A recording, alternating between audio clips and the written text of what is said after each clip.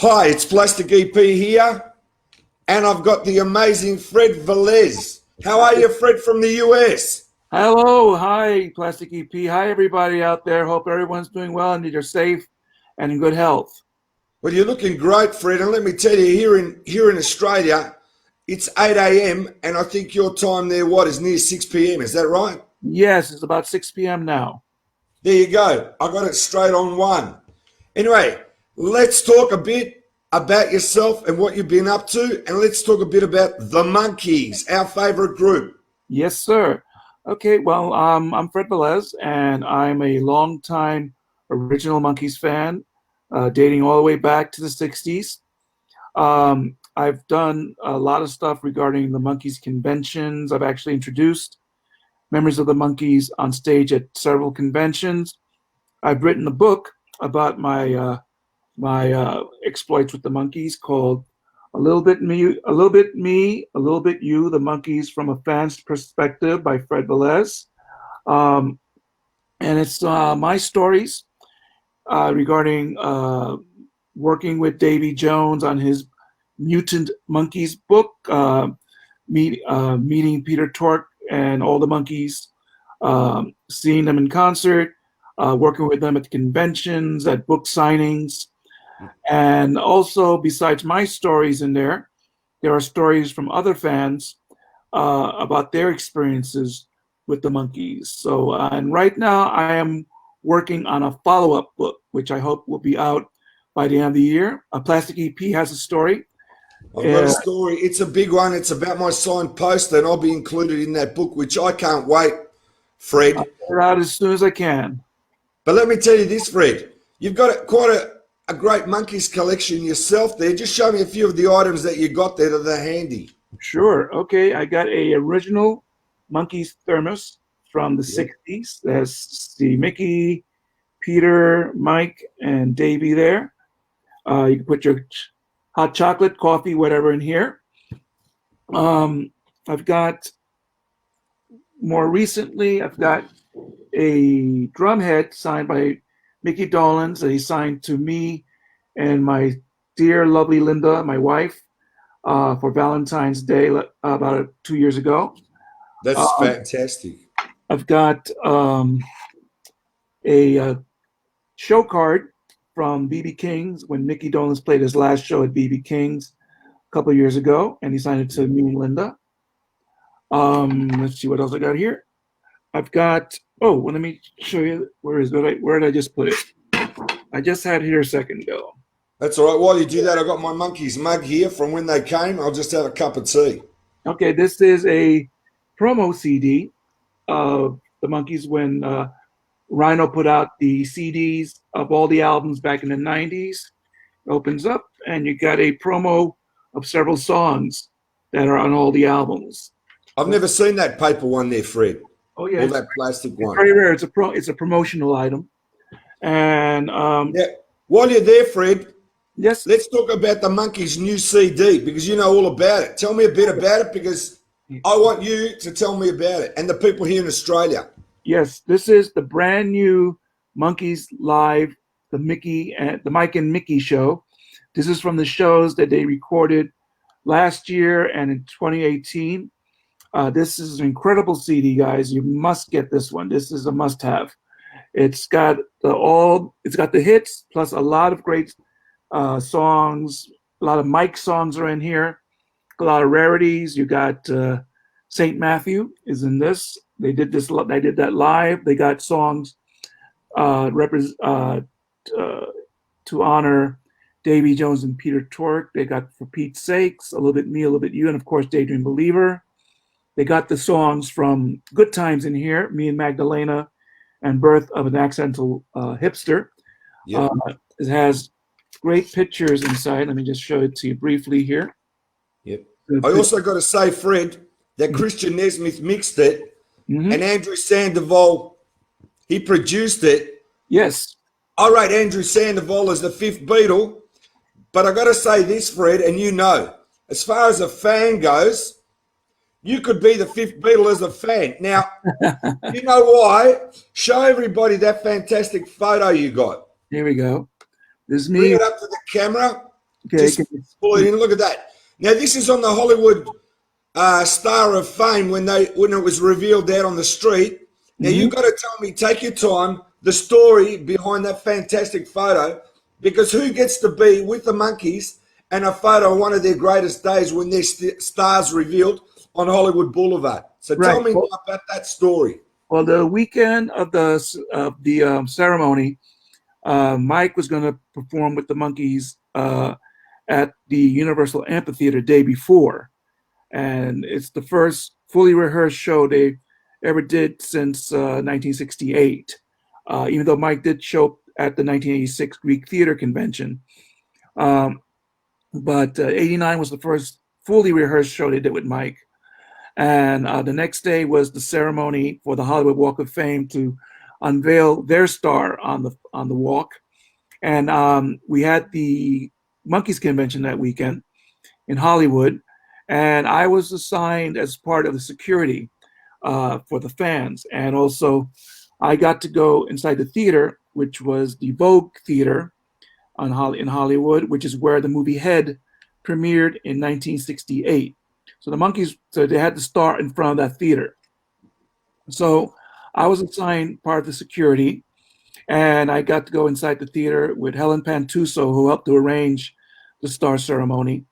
And the Monkees were just wrapping up press interviews regarding the star. And I knew Peter Tork first and Davey.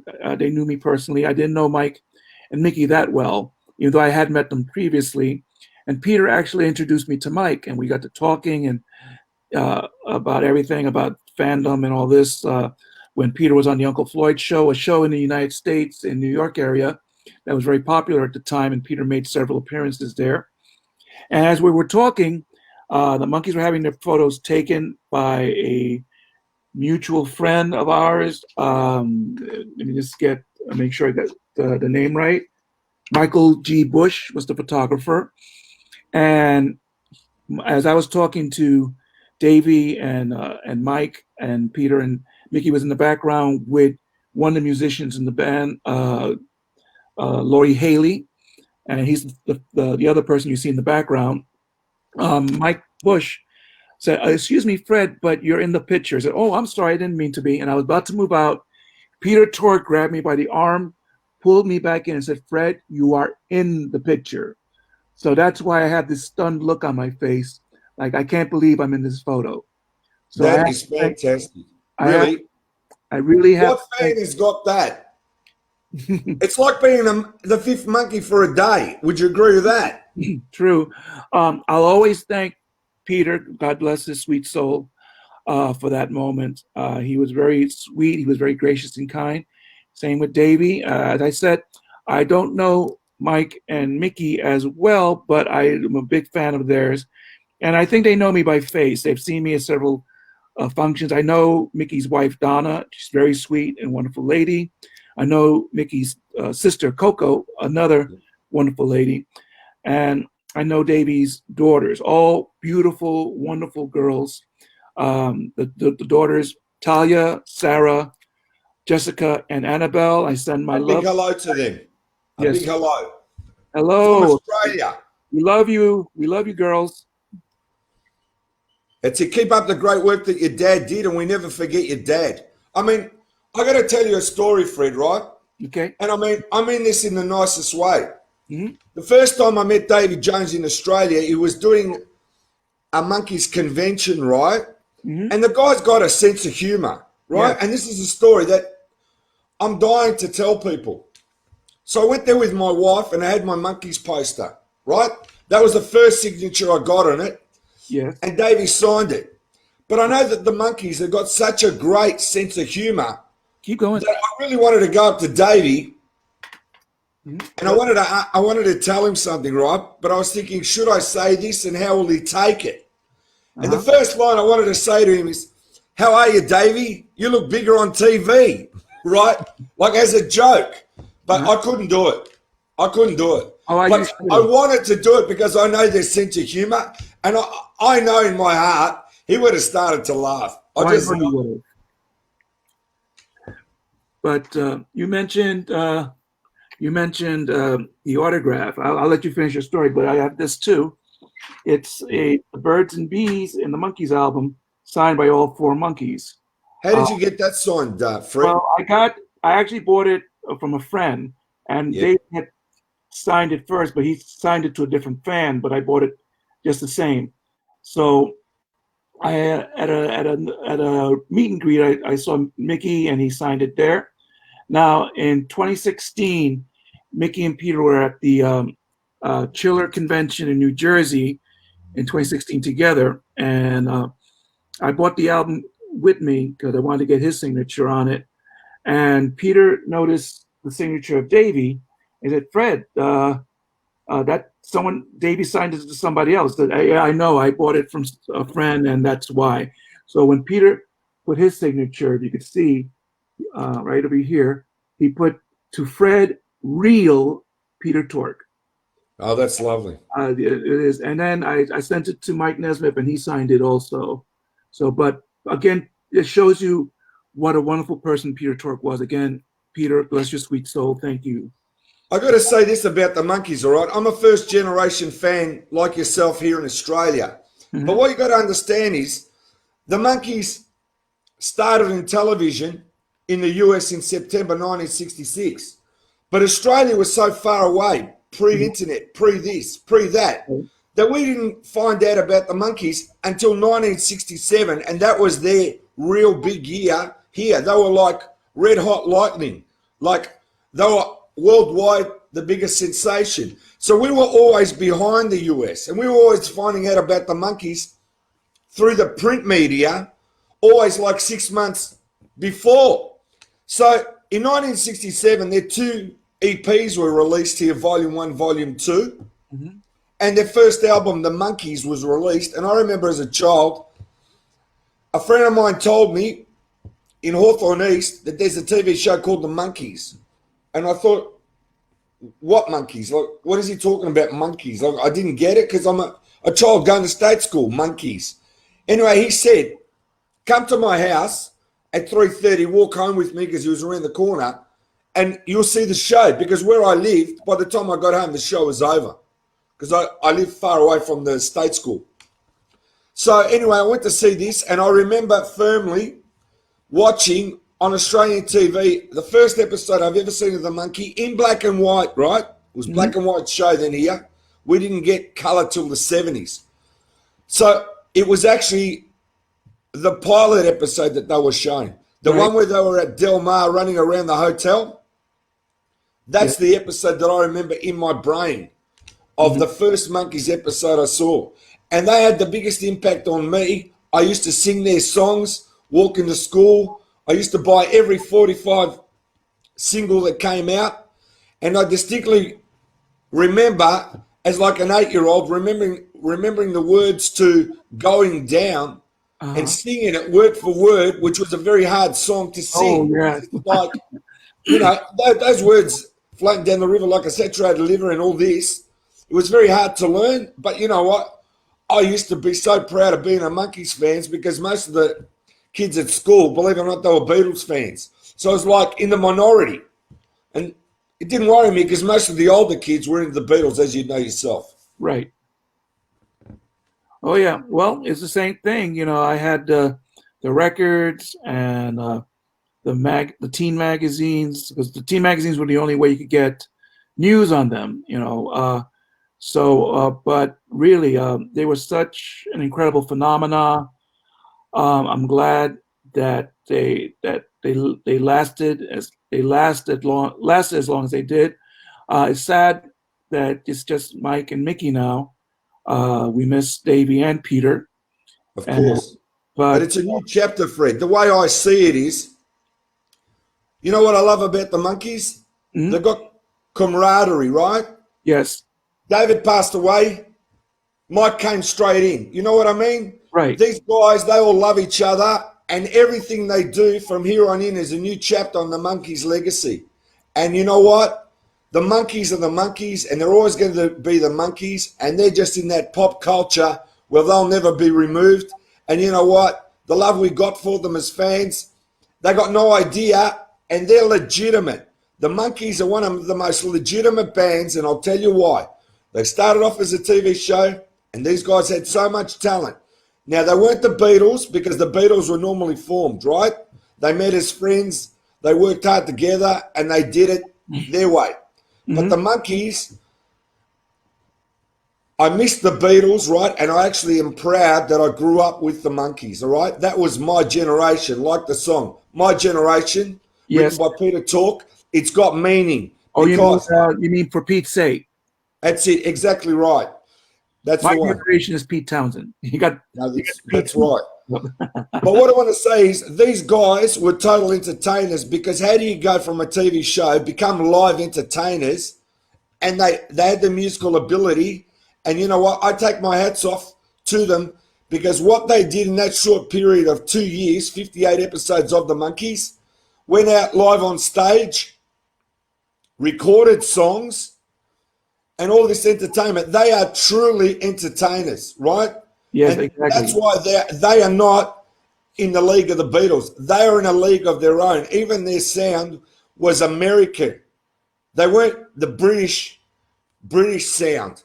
It was a cross between American and British, because they had Davey at the Right. front. Exactly. I well said, sir. Well said. Thank you.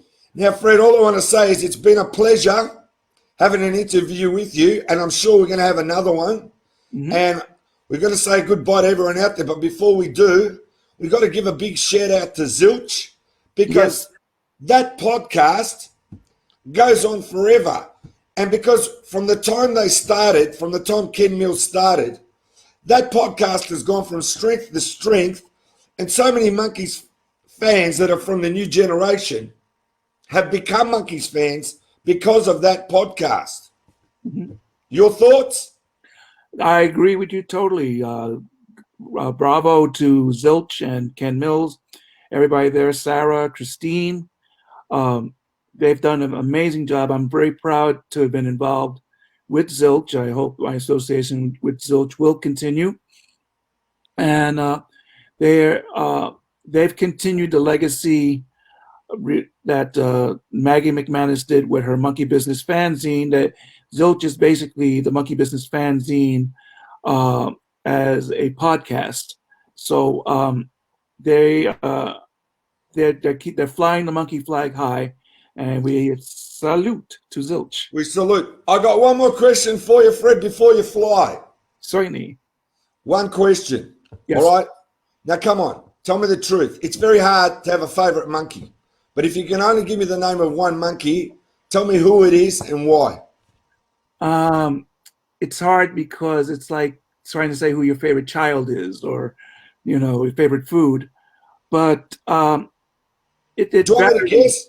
It varies pretty much. But Do you want me to guess? which one? I can guess. I reckon it's two monkeys. I reckon your favorite monkeys. Tell me if I'm right or wrong. All right, but this is the vibe I got. I'd say David and Peter. Yes, definitely, especially Peter, because Peter I had probably the closest fan relationship with him. I went to see his early solo shows when he started coming back in the early 1980s, and he appreciated all those fans that came to see him, to support him, and he never forgot that. And whenever we saw each other, he always took the time to say hello and to talk. Peter was one of the most beautiful persons I ever known. Same thing with Davey. I love all four of them. Mike, as an artist, I really appreciate. Mickey, as a singer and entertainer, I highly respect, and I think he's incredible. Peter and Davey, I loved very much, and I miss them, as everybody does, very much. But I think Peter, I was probably the closest to. Davey, probably the second one. And their loss, losing them both, hurts.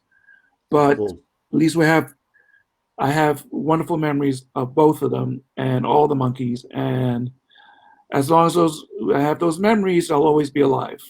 I just got to say for myself, right, watching the show, it was like I'm a Mickey fan. And I'll tell you why I'm a Mickey fan.